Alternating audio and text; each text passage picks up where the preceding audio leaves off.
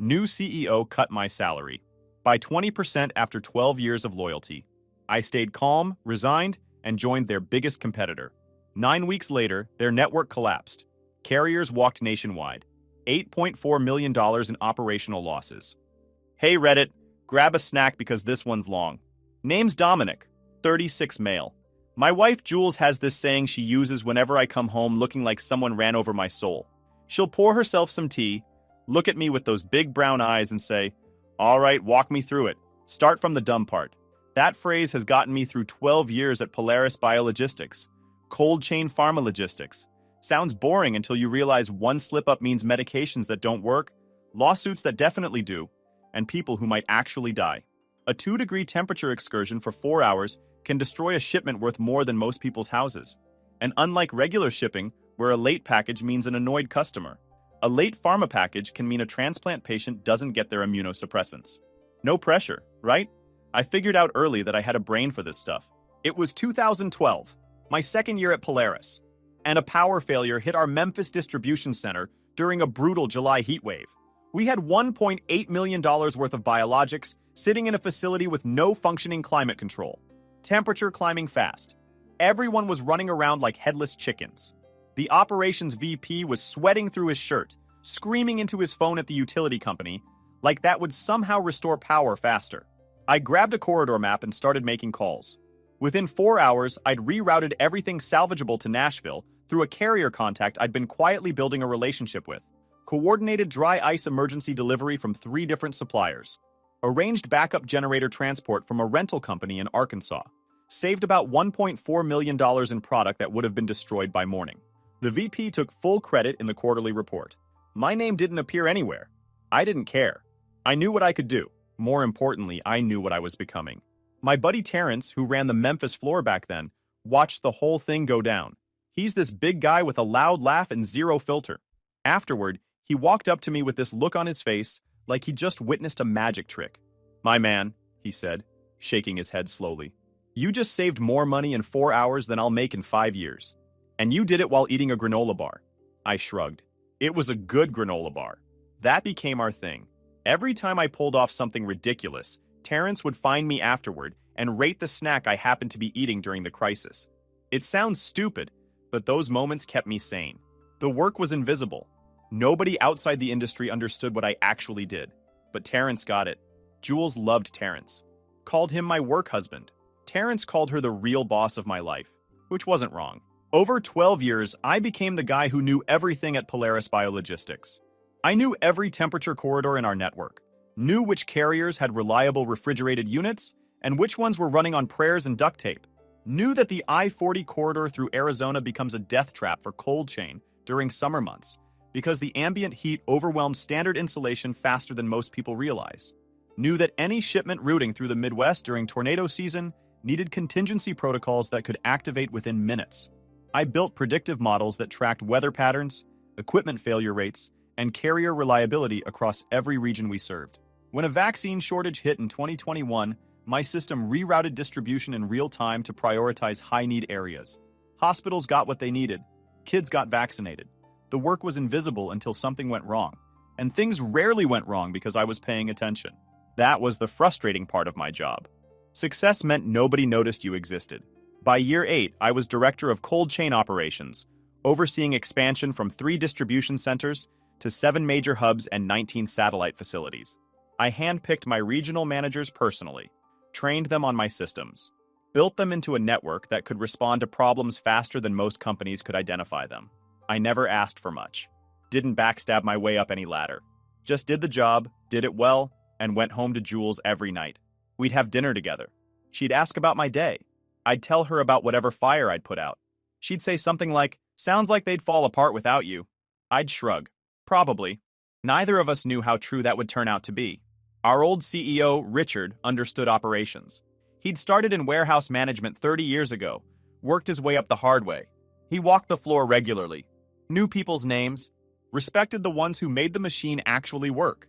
When he announced his retirement in early 2023, I was cautiously optimistic. The board had been making noises about fresh leadership and modern perspectives for years. I figured we'd get some polished MBA type who would make us sit through pointless strategy sessions and mandatory team-building exercises, but would ultimately leave operations alone because they knew they didn't understand it. What I didn't expect was Victoria Marsh. The meeting request landed in my calendar at 6:50 p.m. on a Monday, scheduled for 8:10 a.m. Tuesday. That weirdly specific time should have been my first warning sign. I barely slept that night. Jules noticed. She always did. "You're tossing around like crazy," she mumbled into her pillow around 2 a.m. "What's going on?" "Weird meeting tomorrow. Not sure what it's about." She rolled over and looked at me in the dark. "What kind of weird?" "Honestly, I don't know yet. That's what's bugging me." She was quiet for a moment. Then, "Well, either way, you'll handle it. You always do." I walked into the executive wing the next morning with that conversation replaying in my head. The hallway felt different, quieter than usual, tenser. The receptionist wouldn't meet my eyes when I passed her desk. Victoria was already seated when I entered the conference room. Perfectly pressed blazer. Manicured nails tapping the glass table in a rhythmic pattern that could have been impatience or boredom or both. She didn't stand when I walked in. Didn't offer a handshake. Just looked at me like I was an item on her to-do list she was about to check off. Next to her sat Owen, the CFO she'd imported from some retail chain known for gutting operational staff to boost quarterly numbers. He had that uncomfortable look people get when they know something bad is about to happen. His pen was already poised over a notepad, ready to document whatever unpleasant business was about to go down. Victoria skipped the pleasantries, slid a manila folder across the glass table toward me. I opened it, read the first page, felt my stomach drop. 20% salary reduction. Effective immediately. The explanation was buried in corporate jargon. Compensation realignment to market standards. Industry benchmarking analysis. Strategic cost optimization initiative. But strip away the buzzwords and the message was obvious. They thought I was overpaid. They thought someone cheaper could do what I did. "The analysis shows your compensation is significantly above market average for your role," Victoria said. Her voice had that smooth, condescending tone people use when they've already decided you're beneath them and are just going through the motions of a conversation. I looked up from the folder. "Market average for what exactly?" She blinked. Apparently she'd expected me to just accept this quietly, to nod along and thank her for the opportunity to keep my job at reduced pay. "For logistics operations directors in the pharmaceutical distribution sector," I almost laughed. "The market average you're citing covers single facility directors, warehouse managers overseeing maybe 50 people, and regional delivery coverage. Not nationwide cold chain networks with FDA compliance requirements, temperature-critical biologics worth millions, and specialized carrier relationships that took a decade to build." Her eyes hardened. "I'm sure your contributions are valuable, but the board has approved this adjustment. It's not a negotiation." Owen jumped in with his practiced, sympathetic voice. "We've paired the adjustment with performance-based incentives tied to cost-saving initiatives. There's real upside potential here." So they wanted to cut my base pay by 20% and then make me earn it back by finding more ways to cut costs. In a system I'd already optimized over 12 years. "And if I don't accept?" I asked. Kept my voice level. Victoria leaned back in her chair. "Then we'd need to explore alternative staffing solutions. People who can execute similar responsibilities at a more sustainable cost level." There it was. The threat wrapped in corporate packaging. "Accept the cut or we'll replace you with someone cheaper." As if 12 years of knowing every detail about this place could be swapped out like a printer cartridge. "You'll have my decision by Friday," I said. Her eyebrows rose slightly. She'd expected capitulation. Immediate acceptance. Maybe some grateful hand-wringing about how I understood the company's position. "We'd prefer to resolve this today," she said. "The adjustment needs to be implemented across the division, and delays create complications." "I'm sure they do." I stood up. "But you'll have my decision Friday." I walked out without looking back. Behind me, I heard Owen whisper something too quiet to make out. Victoria's response was loud enough to catch. "He'll come around." "They always do when they realize they have nowhere else to go?" "Yeah, we'd see about that." I didn't go straight home after that meeting. Drove around for a while instead, trying to process what had just happened. Ended up parked at some overlook on the edge of town, staring at nothing while my brain ran in circles. 12 years of building something that kept people's medications viable. 12 years of preventing disasters nobody ever saw because I caught them before they happened. And they wanted to cut me by 20% because some spreadsheet said I was above average. When I finally walked through the door, Jules was in the kitchen making dinner. She took one look at my face and put down the spatula. "That bad?" I sat down at the kitchen table, told her everything. Jules listened without interrupting. When I finished, she was quiet for a long moment. So what are you going to do? I don't know yet. I need to figure out our financial situation first. See how long we can survive if I walk away without something else lined up. She nodded. Okay, let's look at the numbers together after dinner. Figure out where we actually stand. This is why I married this woman. No panic. Just practical next steps and confidence that we'd figure it out together. The numbers weren't great. We had savings, but not enough to float indefinitely. The mortgage, car payments, insurance, everything added up faster than either of us liked to admit. We could manage for maybe 4 months without income. 5 if we cut everything to the bone and survived on rice and anxiety. There's another option, I said, hating the words even as they came out of my mouth. I could ask my family. Jules looked at me carefully. She knew my history with them. My older brother Wade had inherited our father's share of the family car dealership. They'd always looked at my career choice like it was a phase. I'd never asked them for anything. Not once in 15 years. If you think that's the right move, Jules said carefully. I tried. Drove to my mother's house the next evening. Wade's truck was already in the driveway. My mother offered me coffee. I said no thanks. Wade was sprawled on the couch like he owned the place. I kept it simple. Explained the situation at work. The salary cut. The job hunt. Asked if they could help with a short-term loan until I landed somewhere new. Wade laughed before I even finished talking. So the big pharma genius finally comes crawling back, he said. What happened to your fancy career being the smart play? It's a temporary situation. I'm not asking for a handout. I'm asking for a loan. Right, a loan. He made air quotes. And what happens when Jules figures out she married a guy who can't even keep a job? You think she's gonna stick around while you figure your life out? I looked at my mother. She was studying her cup like it held the secrets of the universe.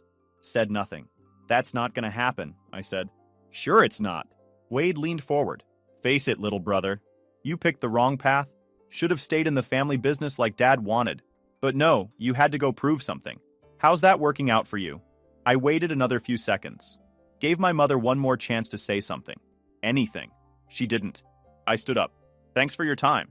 That's it? Wade called after me. You're just gonna leave? Classic. Always running from reality. I didn't respond. Just walked out the front door and drove home.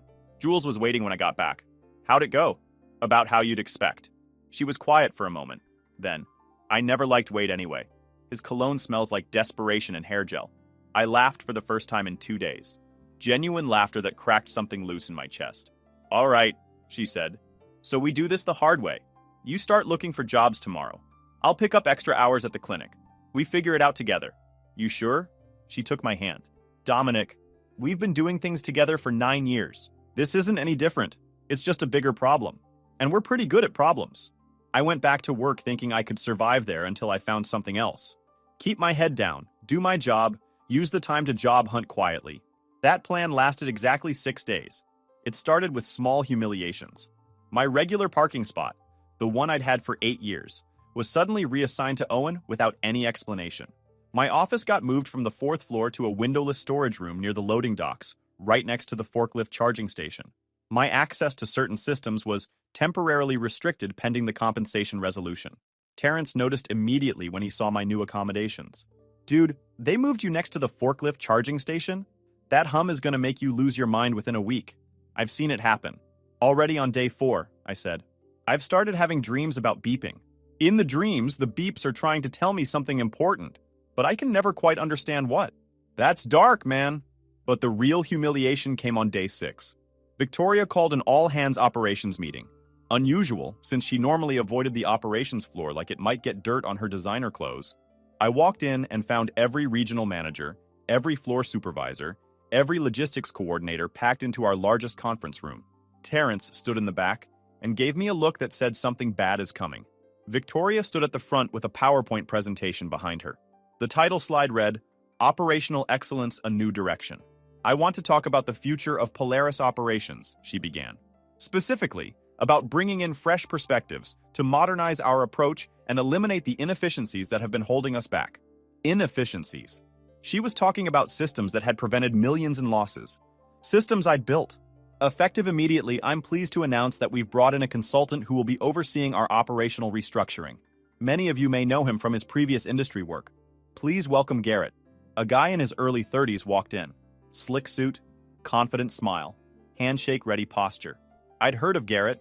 Everyone in cold chain circles had heard of him.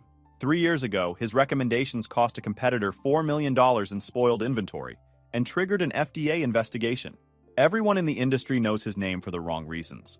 And now he was standing in our conference room, about to restructure our operations. Garrett will be working closely with all of you, Victoria continued, looking directly at me, to identify areas where we can modernize and streamline. I expect full cooperation from everyone. After the meeting, Terrence pulled me aside in the hallway. Garrett Finch? The same Garrett Finch who tanked the Atlantic Corridor project? Who got Atlantic Pharma Distribution slapped with an FDA warning letter? The same one. And they're putting him in charge of restructuring our operations? Yep. Terrence stared at me like he couldn't believe what he was hearing. Dom, my man, please tell me you have an exit strategy here, because this is going to go bad for anyone who stays on this ship. I didn't answer, because I didn't have one. Not yet. 2 days later, Garrett called his first implementation meeting. I wasn't invited. Found out about it from one of my regional managers, who'd been specifically instructed not to tell me about the new meeting structure. The next morning, I discovered Garrett had recommended eliminating our backup temperature monitoring protocols, the redundant systems I'd designed specifically to catch equipment failures before they caused product loss. He called them duplicative overhead and legacy inefficiencies. I walked straight to Victoria's office. Her assistant tried to stop me with some excuse about her calendar being completely full for the day. I walked past her anyway. Victoria looked up from her computer with annoyance. Do you have an appointment? No, but I have a serious concern about the consultant you hired, recommending that we eliminate safety protocols that have saved this company over $3 million in the past 4 years. Her expression didn't change. Garrett is a highly regarded professional. His recommendations have been thoroughly reviewed and approved by the board. His recommendations are going to result in spoiled pharmaceuticals and potential lawsuits. That's your opinion. That's my 12 years of experience preventing exactly the kind of disasters he's about to cause. She smiled. Speaking of your experience, she said, leaning back in her chair, I've been meaning to discuss something with you. Given your ongoing resistance to the compensation adjustment and your apparent inability to work collaboratively with Garrett, I think it's time we formally transitioned your responsibilities. Meaning what exactly? Meaning your position will be eliminated effective in 30 days. We'll offer a modest severance package, of course. 2 weeks' pay. And we'd expect you to help make the transition to Garrett smooth during that period. 2 weeks' pay. And they wanted me to spend a full month training the guy who was going to dismantle everything I'd built. Training him for free. I looked at her and felt something click into place. I'll have my response by end of day, I said. There's nothing to respond to. This is a notification, not a negotiation. So was your salary cut. And yet here we are. I turned and walked out. I didn't resign that day. Instead, I went home and got to work. Jules found me at the kitchen table with my laptop at 11 p.m., surrounded by notes and printouts. You're finally job hunting. Should have started weeks ago. Better late than never. What are you looking for? Anything in cold chain pharma that isn't run by sociopaths. It's a shorter list than you'd think. The first week was brutal. I sent out 14 applications. Got 3 responses.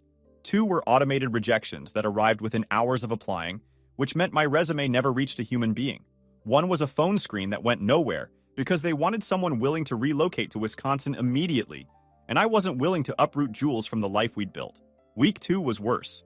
I expanded my search to adjacent industries, considered roles I was clearly overqualified for, started questioning every career decision I'd made in the past decade. The silence from applications was deafening. Every day checking email and finding nothing but spam. Every night lying awake wondering if I'd made a huge mistake by walking away from a guaranteed paycheck, even a reduced one. Jules kept her promise about extra hours at the clinic where she worked as a medical assistant. She'd come home exhausted at 8 p.m. and still ask about my day. Still find ways to make me laugh when everything felt hopeless. At least you're not getting rejection emails that start with, "Dear valued applicant," she said one night. That's when you know they really don't care. Small blessings. I started to doubt myself during week 3. Maybe Victoria was right. Maybe I was just an expensive leftover from a previous era. Maybe 12 years of expertise didn't actually matter to anyone except me. The doubts crept in at 3 a.m., whispering that I'd overestimated my value, that I'd been foolish to walk away, that I'd let pride wreck everything I'd built. Then Terrence called on a random afternoon. Yo, you still looking? Every day, getting nowhere. Good, because I just heard something that might change that. You know Danny? Worked with us back in 2015, the guy who always had snacks in his desk drawer? I remembered Danny, supply chain analyst, sharp mind. Left Polaris for a better opportunity, and we'd lost touch like you do with work friends who move on. Yeah, I remember him. What about him? He's at Vertex Pharmaceuticals now. Called me yesterday about something else and happened to mention they're building a new cold chain division from scratch. Posted the job this week. They're specifically looking for someone with multi-hub experience. Someone who understands temperature-critical distribution at scale. Vertex, one of the fastest-growing specialty pharma companies in the country. I'd followed their expansion for years, watching them grow from a regional operation to a national player. Here's the thing most people outside the industry don't realize. Polaris was a third-party logistics provider. We handled cold chain distribution for pharma companies who didn't want to build their own networks. Vertex had been one of those clients for years, but now they were done outsourcing. They wanted to build their own in-house cold chain operation. The moment they did that, they stopped being a customer and became a direct competitor. Every contract they pulled in-house was a contract Polaris lost. Where'd you hear this?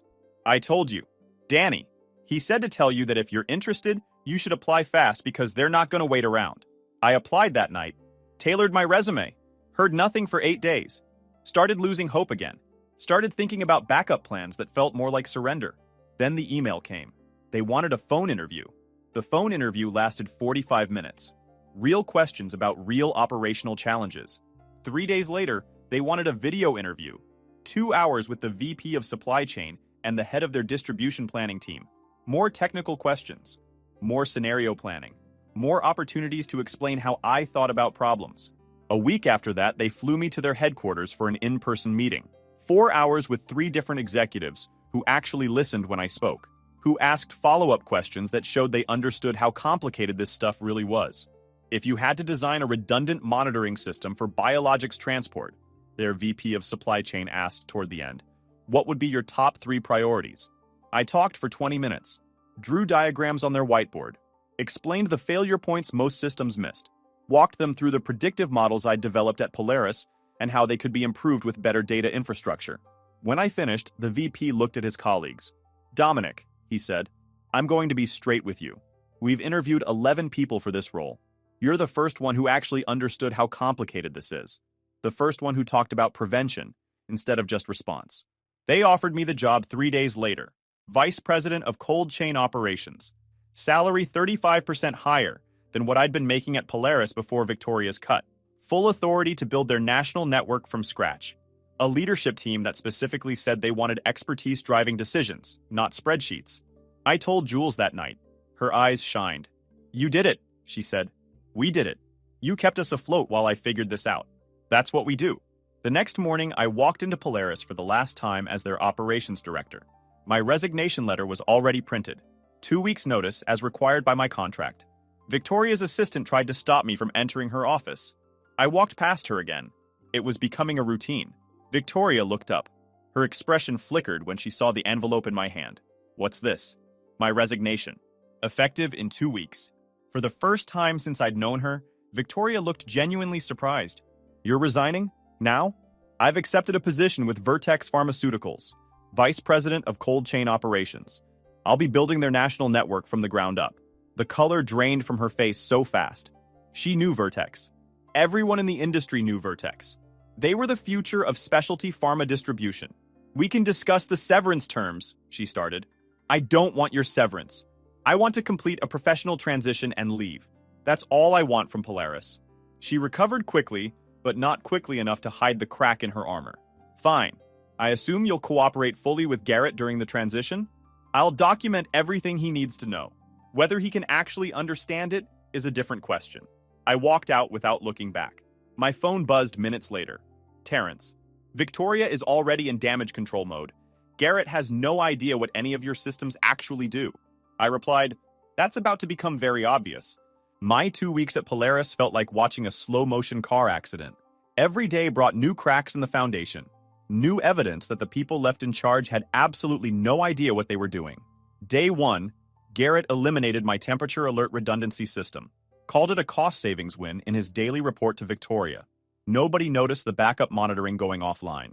Day 3, a refrigeration unit failed at the Kansas City hub during an overnight period. Without the backup alerts, the failure went undetected for 6 hours. By morning, $62,000 worth of specialty medications had to be destroyed. Garrett blamed outdated equipment in his report to Victoria. Nobody mentioned that the outdated equipment had been working fine for years with proper monitoring. Nobody connected the dots between his system changes and the failure. Terrence called me from the Memphis floor that afternoon, frustration obvious in his voice. Garrett is walking around asking everyone why no one noticed the temperature spike. I told him it was because he got rid of the system that would have caught it. What did he say? He told me that's not how monitoring systems work. I asked him how they do work then. He said he'd circle back. Terrence paused. He's never gonna circle back, is he? He has no clue what circling back even means. He doesn't even know what questions to ask. This is bad, Dominic. Really bad. People are scared. The regional managers are all updating their resumes. By day 5, the damage was spreading past isolated incidents. 3 carriers were threatening to terminate their contracts because the new scheduling system Garrett had implemented kept sending incorrect pickup times. The coordination I'd spent years building was falling apart in real time. Temperature logs weren't being filed properly, which meant FDA compliance documentation was falling behind. Danny called during week 2 to check on my start date at Vertex. I told him about the chaos at Polaris. So you're telling me, Danny said slowly, that they hired a guy famous for wrecking cold chain operations to restructure their cold chain operations? That's exactly what I'm telling you. And they cut your salary because they thought you were too expensive? 20%. Danny was quiet for a moment. You know what this reminds me of? It's like firing the pilot mid-flight and asking the guy who sells pretzels to land the plane. And the pretzel guy is confident. That's the scary part. That's a solid comparison. The day before my last day, Polaris's biggest client, a hospital network that accounted for nearly 15% of monthly volume, called an emergency meeting with Victoria. Their shipments had been late or improperly documented 3 times in the past week. They were considering pulling the entire contract. I heard later that Victoria spent the call blaming market conditions and temporary transition challenges. The hospital network put Polaris on a 60-day probation period with specific performance benchmarks. If they missed even one, the contract was gone. My last day was quiet. I cleaned out my desk. Terrence found me as I was heading for the exit. "This is wrong, man," he said. "You built this place. You built everything that actually works here." "I built the systems. The systems belong to the company now. But the knowledge?" I tapped my head. "That goes where I go." He laughed, but there wasn't much humor in it. "How long before the whole thing falls apart?" "Depends on how many more brilliant ideas Garrett comes up with. My guess? Serious problems within 8 weeks. Major crisis within 12. It took 9 weeks into my role at Vertex. I got a call from a number I didn't recognize. Turned out to be Owen, Victoria's CFO. His voice sounded strained in a way that would have been satisfying if I was the kind of person who enjoyed watching people drown. "Dominic, I know we didn't leave things on the best terms, but Victoria asked me to reach out about a potential opportunity." I let the silence stretch just long enough to be uncomfortable. "We've experienced some coordination challenges," Owen continued. "The board is concerned. They're wondering if you'd consider returning in a consulting capacity. Help stabilize operations." Consulting capacity. We'd offer competitive rates. Very competitive. "Owen," I kept my voice level. "You cut my salary by 20% because you thought I was overpriced. Then you eliminated my position entirely. What exactly has changed?" Long pause. "The situation has gotten more complicated than we expected." "You mean the $8.4 million in operational losses?" I kept my voice level. "Owen, I've already heard what's happening. Between a couple old contacts and that FDA warning letter being public record, it's not exactly a secret. 6 carriers walked, 3 hospital networks pulled their business. Everyone in the industry is talking about it."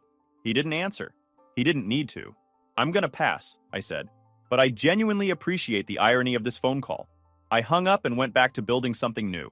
At Vertex, things were different in ways I hadn't expected. I had a team that actually wanted to learn. A leadership structure that valued expertise over politics. When I suggested redundant monitoring systems, nobody called them duplicative overhead. When I flagged potential failure points, people took notes and scheduled implementation meetings. When I disagreed with an executive decision, I was thanked for the input. It took some getting used to. The first few weeks, I kept waiting for the catch. Kept expecting someone to tell me my ideas were too complicated. Kept bracing for the dismissive corporate smile that meant my input would be ignored. Instead, I got real questions from people who wanted to understand, who valued expertise instead of treating it like an inconvenience. Danny had become a regular collaborator. His supply chain analysis work complemented my operations planning perfectly. We'd work late sometimes, stress testing scenarios and building protocols that would actually hold up under real-world pressure. The kind of protocols I'd been trying to build at Polaris for years, but kept getting shot down on. You know what I keep thinking about? Danny said during one of those sessions, around week 6. The pretzel guy. Still trying to land the plane? Still pushing buttons? Still completely confident? Still wondering why nothing's working the way the manual says it should? He shook his head slowly. I heard through some contacts that Garrett quit last week. Apparently he blamed everyone but himself and moved on to wreck some other company's operations. Terrence gave his notice at Polaris 2 months after I left. The environment had become unbearable.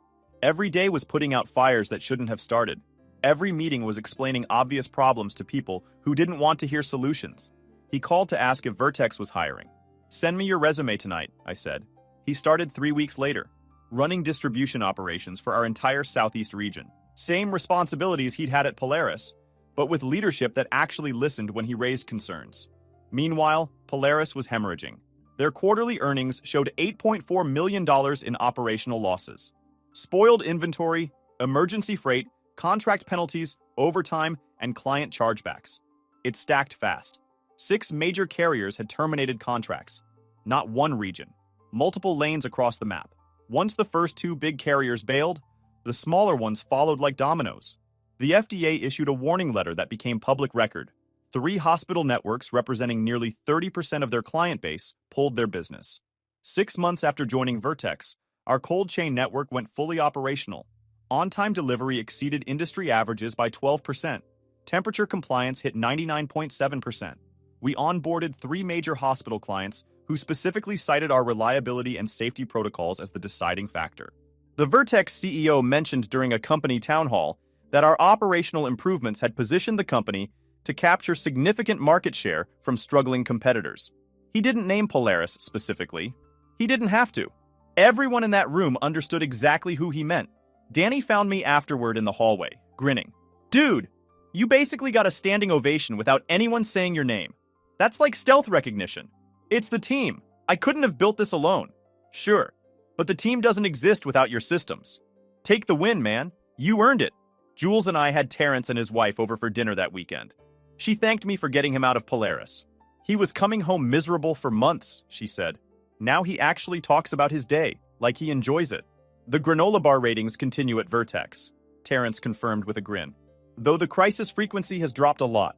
I had to rate a training simulation last week. 4 out of 10. The snack bar selection at headquarters is genuinely disappointing. Honestly, Victoria did me a favor. She thought she was cutting costs. What she actually did was cut me loose from a place that didn't deserve what I brought to the table anymore." Jules squeezed my hand across the dinner table that night. She didn't need to say anything at all. We both knew we'd made it through to the other side. The mortgage was current again. The savings account was rebuilding. The anxiety that had kept us both awake for months was finally fading. Terrence raised his cup of coffee. "To new beginnings! And to whoever invented the granola bar." I looked around the table at the faces of people who'd stuck with me through all of it. I figured that was finally the end of it. Update: 7 months later. 3 months after I started at Vertex, I got a text from an unknown number. "Hey, little brother. Heard that you landed somewhere good. That's great. Really happy for you. Listen, things have been tough at the dealership. Market's brutal right now. I was wondering if you might be able to help with a short-term situation. Just a loan to get through this rough patch. Wade, asking me for money." I read that text twice to make sure I wasn't seeing things. The same Wade who'd mocked me when I asked for help, who said Jules would leave me, who laughed while I was drowning. Now he was the one underwater, and somehow he thought I'd throw him a rope. I deleted the text without responding, blocked the number for good measure. 4 months after that, on a Saturday evening, the doorbell rang. Jules was in the kitchen making dinner. I was half watching some game I didn't care about. Neither of us was expecting anyone. I opened the door. My mother stood on the porch. She looked tired in a way that had nothing to do with the hour. "Dominic." "Hey, Mom." Neither of us moved to hug. That wasn't how we did things. Maybe it never had been. We stood there for a long moment. "I know we haven't talked," she started. "Wade was out of line that day. I should have stopped him. But you didn't." "No, I didn't." She took a breath. "The dealership is in real trouble. Wade made some bad investments. Extended credit to people who couldn't pay. Took on debt he couldn't handle. The bank is threatening to foreclose." I leaned against the doorframe. "And you're here because you need money. I'm here because you're my son." Because I should have been there for you when you needed help. And I wasn't. Because I don't know where else to turn. Jules appeared in the hallway behind me. Just stood there, letting me know she was there if I needed her. I looked at my mother for a long moment. I'll think about it, I said finally. Her face brightened. But understand something first. I kept my voice level. When I asked you for help, I was asking for a loan. Breathing room. And Wade used it to mock me. Said my wife would leave me. You sat there and watched. I know, I should have. I'll think about it. That's all I'm promising. She nodded. That's more than I deserve. Yeah, it is. She turned to leave. Stopped. Your father would have been proud of you. The career you built on your own terms. I should have said that years ago. I watched her walk to her car and drive away. Some chapters end quietly. Some end with people showing up on your porch asking for what they refuse to give. Either way, what matters is who's beside you when the door finally closes. I got lucky there. Really lucky. Everything else? I earned that the hard way, and I'd do it all again. If you enjoyed this video, please hit that subscribe button. It really helps the channel and help us bring you more and better stories. Thanks.